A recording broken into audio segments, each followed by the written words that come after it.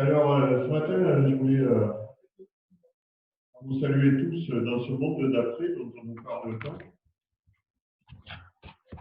Ce monde où on circule un peu moins, bien que la circulation se libère progressivement. 1 heure par jour, puis 100 km, puis de nouveau plus que 100 km.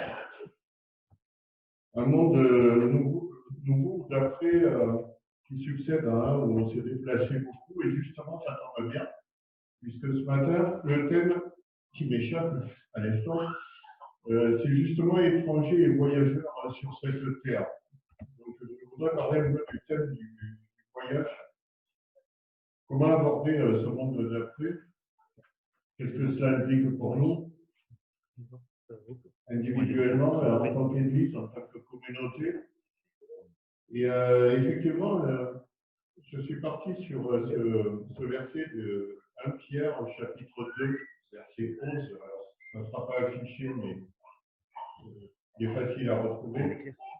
Bien aimés, je vous exhorte comme étrangers et voyageurs sur la terre à vous abstenir des convoitises charnelles qui font la guerre à l'âme.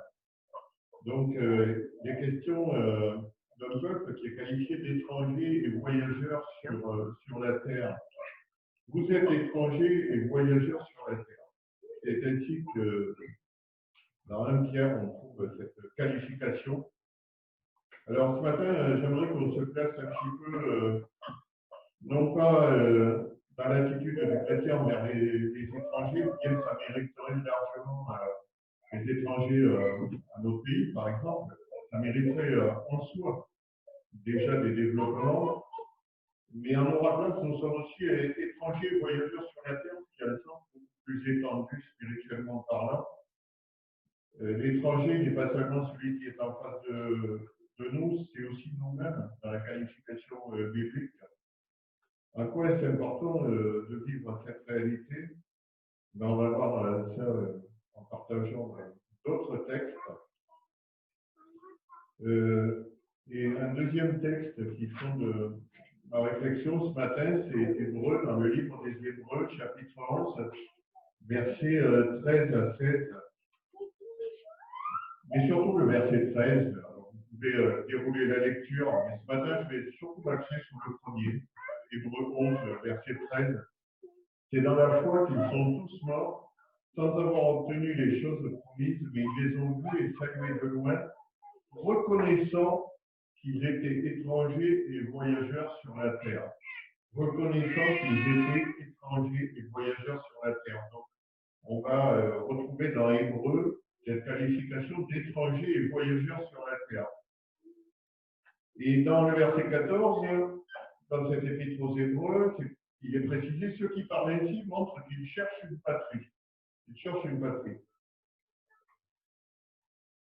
Bon, d'accord, pour ce qui est d'être voyageur sur cette terre, c'est vrai que c'est intéressant de découvrir de nouveaux pays. Je ne sais pas si vous avez beaucoup voyagé. Moi, j'ai eu la chance de le faire dans ma vie. À 56 ans, c'est vrai que j'ai un peu rencontré une planète.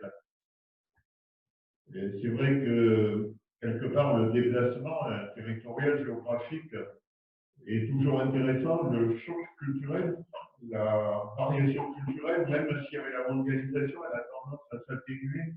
C'est toujours une découverte, toujours une richesse de découvrir que sous le soleil, tous les peuples ne vivent pas de la même manière. Mais ce n'est pas dans ce sens que nous sommes appelés à être voyageurs sur la terre. C'est dans un sens qui implique de ne pas s'arrêter. Il y a cette notion de ne pas être non plus statique, d'être à la fois étranger au monde qui nous entoure, bien en faisant partie, et d'être étranger quelque part dans le mouvement. Et je crois profondément que ces versets nous rappellent cette notion de mouvement. Être en mouvement, ça veut dire ne pas poser ses valises. Ça veut dire ne pas poser ses valises. On va y revenir. Ça, c'est déjà moins marrant. Parce que quand on voyage, un des aspects sécurisants, c'est à un moment donné pouvoir installer ses petites affaires. N'est-ce pas? Vous arrivez, vous garnissez dans votre chambre ou le logement que vous allez occuper, vous garnissez les armoires de vos petits cintres, des petites étagères, on garnit le frigo quand on doit préparer la cuisine sur place, et là on se sent arrivé. N'est-ce pas? Parce qu'on a tous vu que c'est propre du voyage et une certaine sédentarité rassurante tout celle du voyage. Même si on est à l'autre bout du monde, une fois qu'on a calé la tanière, on se sent sécurisé. Mais la Bible, la parole nous invite à nous considérer comme des étrangers permanents. Et là, c'est quand même un compte de plus, c'est peut-être plus dur encore. Cela veut dire ne jamais se sentir complètement d'un endroit où que nous soyons géographiquement parlant. Cela entraîne, nous le voyons dans la notion d'étranger, une certaine peut-être insécurité, une certaine instabilité, une certaine fragilité. L'étranger, c'est quelqu'un qui a une certaine fragilité parce qu'il est dans un contexte qui ne maîtrise jamais complètement. Il ne possède pas de propriété de chez soi.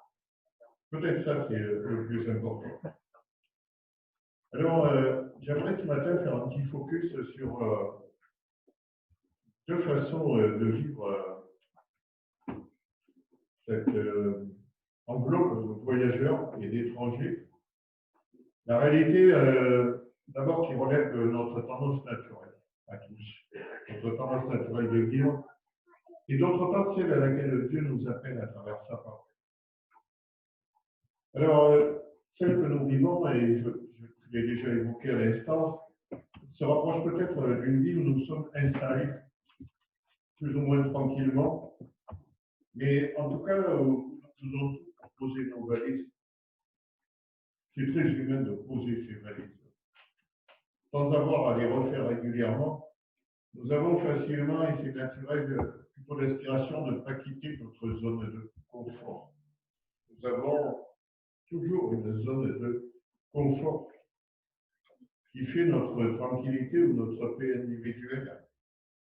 C'est la chambre levée avec nos vêtements bien rangés, avec nos étagères bien garnies, avec notre frigo bien rempli. Alors pourquoi vouloir la quitter, cette zone de confort, finalement, puisqu'elle est justement si confortable? Cette zone de confort, ça peut être aussi une compte en banque, une voiture, une série de nem-nem matériels, rassurants, on sert en contre soi. On a bien envie de se garder sans avoir à vivre en se demandant chaque jour comment je vais m'en sortir. Une zone de confort qui prend de multiples facettes, qui est protéiforme. Une installation dans une tranquillité matérielle qui finit par endormir. Ce n'est pas mauvais en soi de posséder un certain nombre de choses qui nous rassurent. Ce qui est dangereux, c'est qu'elles deviennent le but. C'est qu'elles deviennent le but au point de m'anesthésier spirituellement.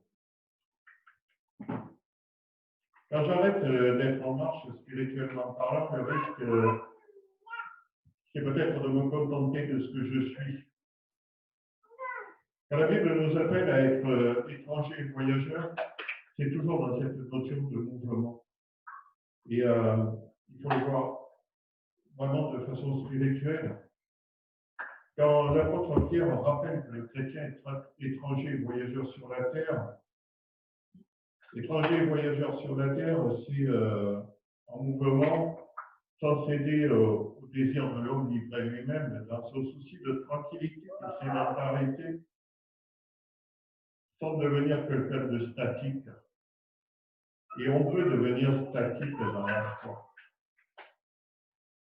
Oui ou non?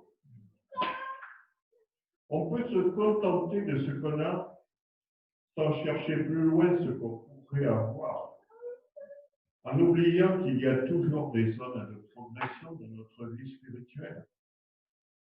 On peut avoir posé un jour nos valises, installer nos centres spirituels et être ligotés à ce bel ordonnancement. On peut s'installer dans ce que nous sommes, une fois pour toutes, et ne plus avoir la moindre migration, au meilleur sens du terme, celui que Pierre décrit dans cet épître. Pierre nous dit quelque part que ce sont ceux qui vivent sans chercher ce que Dieu veut pour eux, qui s'endorment, sur ce que leur nature humaine leur dicte. La nature humaine va toujours nous demander de chercher notre zone de confort et de stabilité.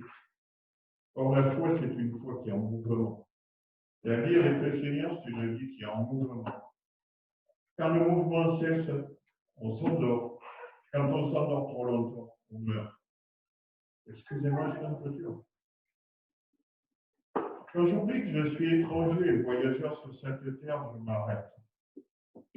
Parce que cette terre, elle a toutes choses de bon à me proposer, de coloré, d'attractif, qui va m'inciter à m'arrêter et à poser mes valises. Je m'arrête à ce que je suis. Est-ce que finalement, je peux recevoir au quotidien? Je deviens un consommateur. Tout tourne autour de mes intérêts. Je viens au culte pour recevoir ce que Dieu a donné. Dans le livre des Proverbes, il est question de la sangsue qui dit donne, donne. Je suis dans l'attitude du receveur. Et cet épître de Pierre nous incite à être dans ce mouvement étranger et voyageur. Éternel voyageur, éternel arpenteur. J'ai dit un jour, j'ai écrit à un de nos aînés qui est présent ce matin, que j'étais un merveilleux arpenteur de la foi et de la parole. Et je crois que c'est une qualité. Chercher, creuser sans arrêt, aller plus loin, se demander ce que Dieu a en réserve pour nous sans s'arrêter à ce que nous connaissons déjà ou que nous avons déjà, parce que ces merveilles vont toujours au-delà. Et qu'on peut dérouler beaucoup plus loin que ce qu'on croit avoir déjà atteint. Amen. Oui ou non?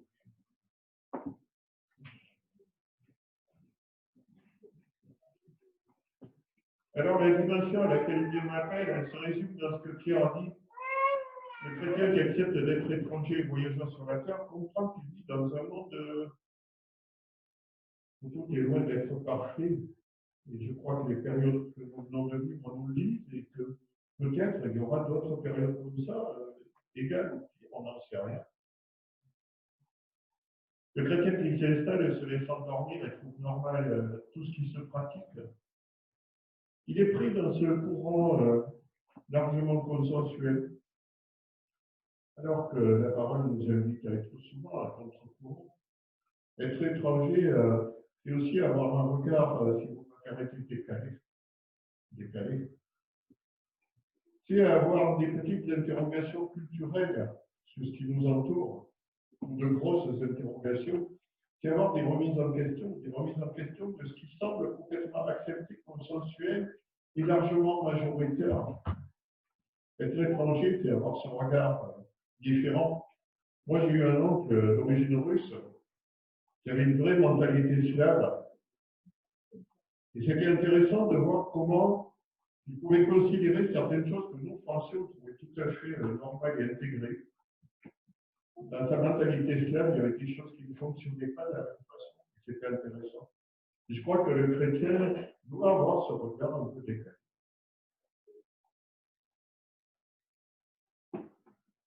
Philippiens, chapitre 3, verset 20, nous rappelle que notre cité à nous est dans les cieux, d'où nous attendons aussi comme sauveur le Seigneur Jésus-Christ. Être citoyen du royaume des cieux signifie être en marche permanente vers cette réalité à laquelle nous aspirons et à laquelle nous sommes appelés. Et si on n'a pas cette espérance à l'intérieur, si on n'a pas cette, permettez-moi de dire, cette extranéité, ce sentiment d'être étranger pour l'instant, là où nous nous trouvons, c'est que peut-être on s'est trop intégré. On s'est trop habitué à poser ses valises. On est peut-être quelque part trop sur cette terre dans notre patrie, alors qu'elle est un peu transitoire.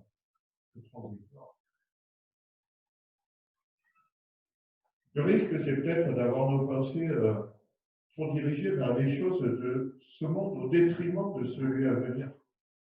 Le chrétien, il est aussi voyageur et étranger sur cette terre, en ce sens que ses pensées sont dirigées vers la patrie d'après. Amen.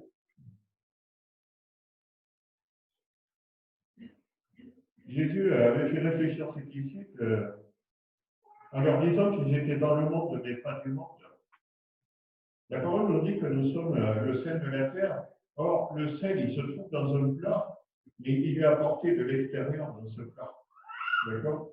Il finit par s'intégrer, mais apporté de l'extérieur.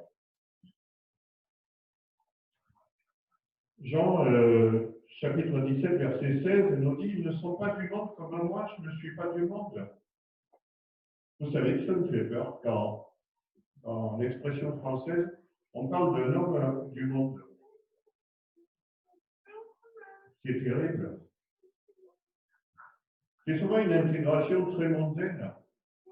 C'est souvent ce qu'on appelle les people, qui sont parfaitement intégrés au système dans lequel on vit, qui sont presque emblématiques ou iconiques.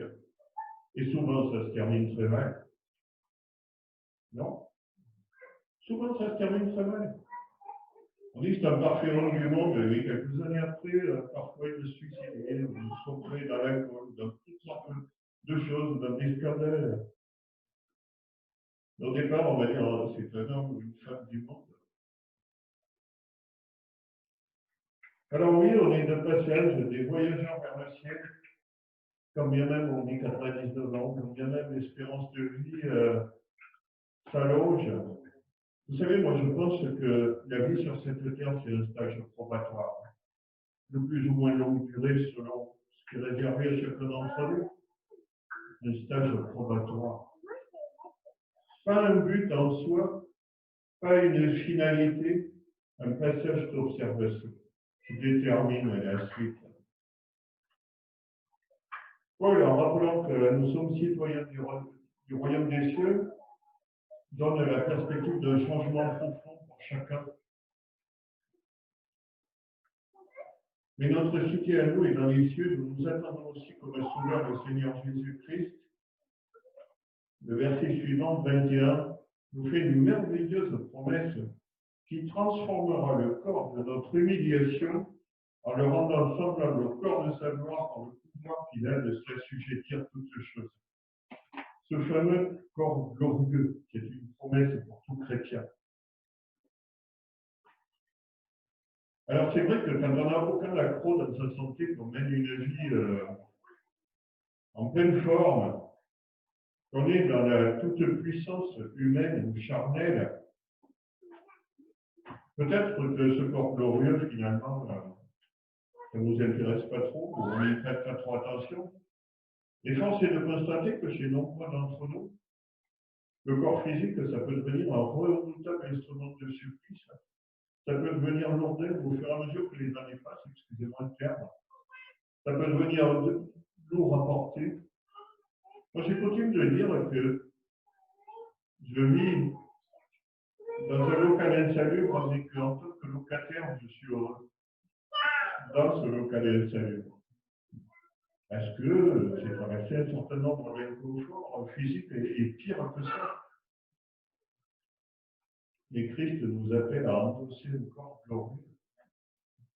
Je ne sais pas vous, mais moi, ça me fait rêver quand j'entends ça. Un corps débarrassé de toute souffrance, de toute fatigue, de toute sujétion à des besoins primaires, alimentaires, etc. Débarrassé de tout ça. Un corps à l'opposé certainement de celui qu'on a pu transporter sur cette terre. Même les plus vigoureux finissent par dégénérer, par s'altérer. C'est de ça qu'il est question. C'est à la fois d'une patrie céleste, c'est à la fois de cette attitude d'étranger, de voyageur, et de la migration vers quelque chose qui est annoncé, qui dépasse même notre entendement, que je ne cherche pas à comprendre, je préfère en rêver. Parce que je sais que c'est promis et que ça arrivera. Le message, néanmoins, qu'on entend de plus en plus fréquemment, y compris dans nos églises, c'est que la guérison en tant que but, certes, Dieu peut la donner à n'importe quel instant. Amen. Et il accorde même à certains d'entre nous la capacité de guérison, le don de guérison. Mais en soi, je ne crois pas que ce soit un moyen de convaincre, un moyen de toucher les cœurs certainement, mais pas nécessairement un but. Guérir pour guérir, si le cœur n'est pas touché, si l'âme n'est pas touchée, ça sert à quoi?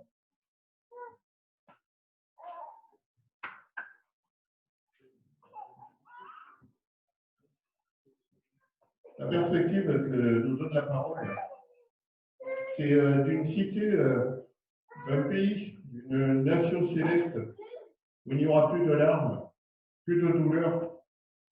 Et ça va nous permettre d'avancer dans notre marche. Apocalypse, chapitre 21, verset 4, nous rappelle: il essuiera toutes larmes de leurs yeux, et la mort ne sera plus, et il n'y aura plus ni deuil, ni cri, ni douleur, car les premières choses ont disparu. C'est ça le pays de destination. Amen. Ça, c'est le pays de destination. Alors certes, la Terre peut nous proposer toutes sortes de choses, de distractions, d'amusement, de pôles d'intérêt, de sollicitations diverses et variées.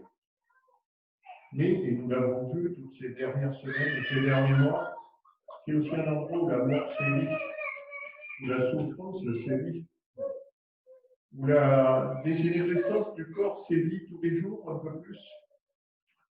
C'est un endroit où la teigne et la rouille dévorent, où le voleur perce. C'est aussi ça. Et ça rend d'autant plus facile le fait de pouvoir être étranger et voyageur sur cette terre. Parce que même si elle présente un côté chatoyant, un peu McDonald's, sucré, coloré et nourrissant, la digestion est parfois difficile. Oui ou non?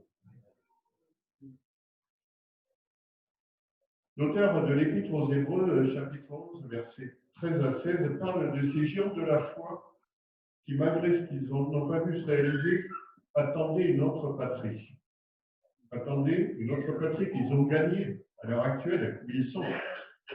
Ils reconnaissaient qu'ils étaient étrangers et voyageurs sur la terre. Cette réalité leur permettait de ne pas avoir de nostalgie par rapport aux privilèges de la vie sans Dieu. C'est l'exemple de la femme de Lot. Cette famille vivait dans une société particulièrement hostile à Dieu, où ils avaient posé leurs valises.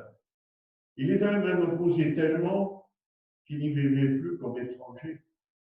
Lot était assis à l'entrée de Sodome, faisait partie des gens notoires dans la cité, et petit à petit, il s'était intégré. Mais s'intégrer à Sodome avouait bien mieux, vu l'état de ce que devait être cette cité dans sa vie quotidienne. Il reconnaissait donc une certaine citoyenneté de cette ville de Sodome.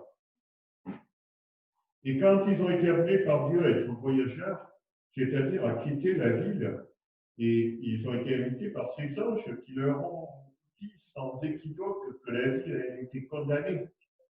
Elle a été condamnée. Le coup de colère est tombé sur cette ville. La femme de Lot a certes quitté la ville, mais elle s'est retournée. Et dans le fait de se retourner, quelque part, elle a une nostalgie de ce qu'elle perdait. Parce qu'il devait y avoir des choses colorées, chatoyantes et attractives. Peut-être de façon assez toxique. Mais parfois, il y a des choses colorées, attractives et chatoyantes qui sont toxiques aussi. Et au moment de quitter cette ville, elle a eu la nostalgie des choses à la fois chatoyantes et toxiques qu'elle quittait. Et on sait ce qui s'est passé. Elle a instantanément transformé en une statue de ciel. Les Hébreux, à maintes reprises, ont posé leurs valises avec des peuples dont ils avaient été invités à ne pas trop frayer avec ces peuples, les Cananéens et d'autres. Et on sait que ça a entraîné une profonde décadence du peuple hébreu. Parce que là aussi, ils avaient posé leur valise. Alors, s'installer dans la vie que le monde actuel nous propose en n'ayant pas ou plus la perspective évidente de la vie éternelle, me fait vivre certes un privilège et celui de la tranquillité. Et dans ma bouche, ce matin, il faut comprendre que c'est une tranquillité anesthésique, que c'est une tranquillité de sommeil. Et que le sommeil, souvent, il précède la mort. Se laisser vivre sans aller à contre-courant, en acceptant de suivre le mouvement, c'est quelque part se dessaisir tous les jours un peu plus de notre héritage. C'est laisser filer, c'est dire après tout. Et Dieu ne nous invite pas à ça. Étrangers et voyageurs sur la terre. Ça ne veut pas dire non plus s'enfermer dans des bâtiments. Les siècles qui nous ont précédés, il y a eu ce clergé monastique qui s'est carrément retiré entre des murs. C'est certainement pas ça.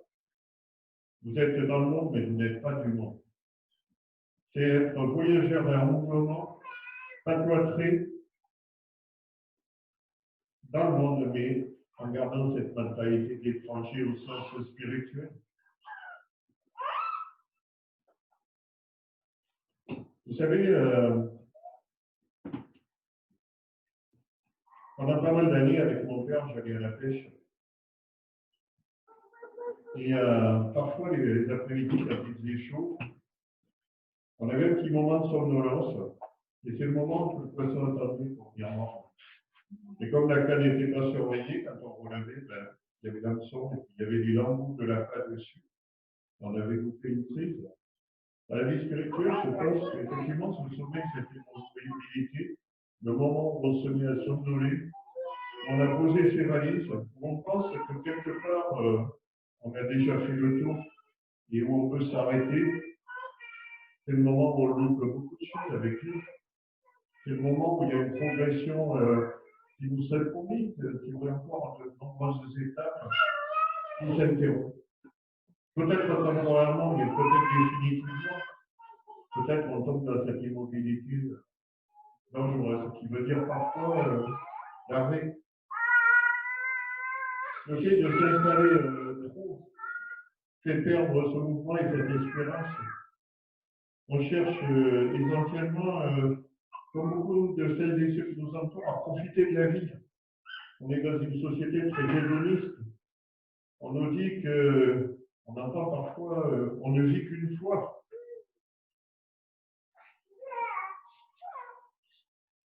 Terrestrement, c'est vrai. Et c'est aussi un propos qui démontre l'absence de vision de l'après, de la nation promise. Alors, je peux effectivement tomber dans cette somnolence, profiter de ce que je possède, de ces dons que le Seigneur me fait au quotidien, de ses bénédictions, et puis se dire, ben, c'est bon, tout va bien, je m'arrête là, je ronronne. Et j'ai de plus en plus de mal à partager, je me fais mon petit ma pelote quelque part, que ce soit mes ressources, mon argent, mon temps, mes capacités.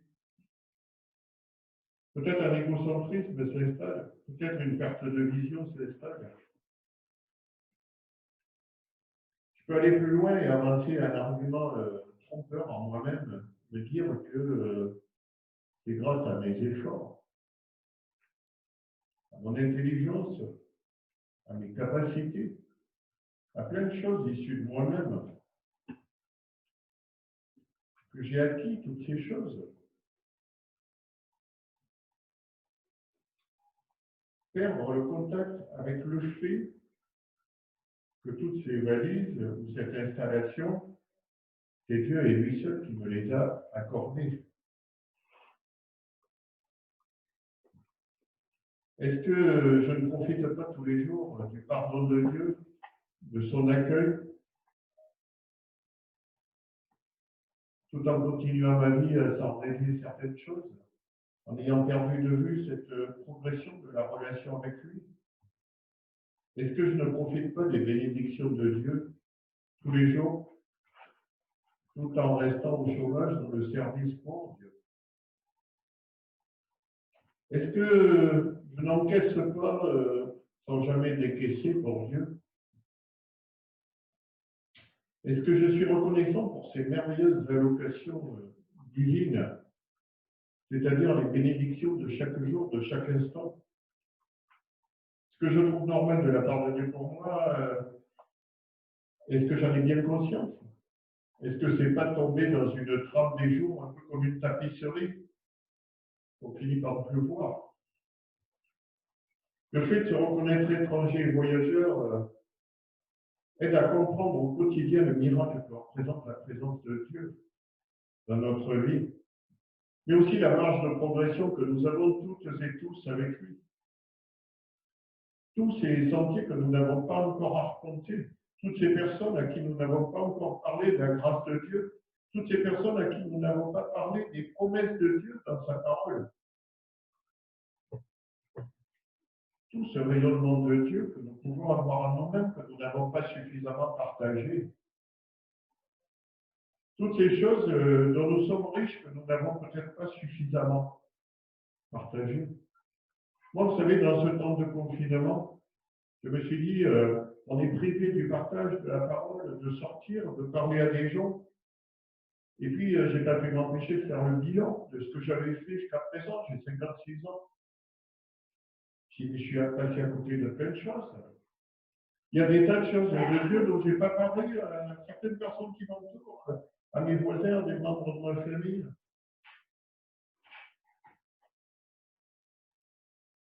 Voyageur sur cette terre. Je crois que c'est ça aussi, derrière ce verset.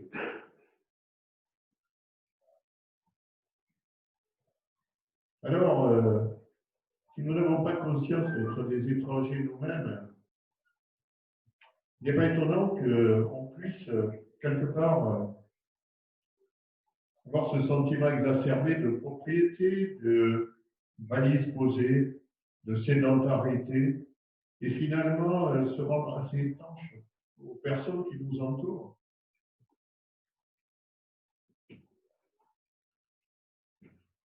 Un Corinthien, dans le livre 1 Corinthiens, chapitre 4, verset 7, il y a une interpellation, car qui est-ce qui te distingue? Qu'as-tu que tu n'aies reçu? Et si tu l'as reçu, pourquoi te glorifies-tu comme si tu ne l'avais pas reçu? C'est intéressant cette interpellation. Qu'as-tu que tu n'aies reçu? Et si tu l'as reçu, pourquoi te glorifies-tu comme si tu ne l'avais pas reçu? C'est le sens aussi de ce voyage perpétuel avec Dieu, c'est la reconnaissance permanente à la fin d'une journée, au début d'un repas. Tout dépend de Dieu qui nous donne les forces, l'intelligence pour gérer ce parcours. Le fait de se reconnaître étranger sur terre nous permet peut-être d'avoir une autre réaction quotidienne. Nous ne méritons pas plus que les autres. Nous n'avons pas acquis par nos propres efforts. Nous ne sommes pas supérieurs à un tel ou un tel. Nous n'avons pas à vivre recroquevillés sur notre zone de confort, nos possessions, notre temps, nos enfants, ou peut-être même notre Église. Notre zone de confort, elle est peut-être entre ces quatre murs. Amen. Dieu nous appelle peut-être à être voyageurs aussi, hors de nos zones de confort. Vers celles et ceux qui périssent parce qu'ils n'ont jamais entendu parler de Dieu. Vers celles et ceux qui n'ont même pas conscience des choses qu'on partage ce matin, qui n'ont aucune destination, qui n'ont aucun pays d'accueil à l'issue de leur périple terrestre. Ne portons-nous pas cette responsabilité? Est-ce que ça ne constitue pas les véritables bagages que nous transportons dans ce voyage, les promesses de Dieu à partager avec cette génération qui nous entoure? La vie, vous savez, sous l'angle du voyage, elle a quelque chose de formidable. Je pense que vous connaissez Jean-Louis Etienne, qui a été le marcheur du pôle, et qui disait: j'ai failli abandonner 100 000 fois avant de connaître des moments de bonheur où j'oubliais qu'il faisait froid. Il y a deux grands moments de bonheur quand vous êtes habité par un rêve et quand vous le réalisez. C'est beau comme propos. Mais que nous puissions vraiment avoir quelque part cette imprégnation du voyage avec Dieu et selon Dieu vers celles et ceux qui nous entourent, avec ce qui nous permet de porter avec nous de ce que nous connaissons de sa personne. Réaliser, être habité par un rêve et le réaliser, c'est pour nous chrétiens, avoir cette parole en nous, être capable de la partager et de permettre à d'autres de découvrir et de rentrer dans cette vie, découvrir ces horizons qu'il y a après ces quelques dizaines d'années terrestres. Le fait de concevoir notre vie comme un voyage, notre vie avec Dieu comme un voyage, nous fait entrevoir qu'il y a des stimulants malgré les difficultés. Ce n'est pas toujours facile. Nous sommes en marche ensemble, que nous ne trompions pas de destination, que nous soyons capables d'avoir ce mouvement permanent, à la fois pour nous-mêmes dans notre relation à Dieu, mais vis-à-vis de celles et ceux qui nous entourent.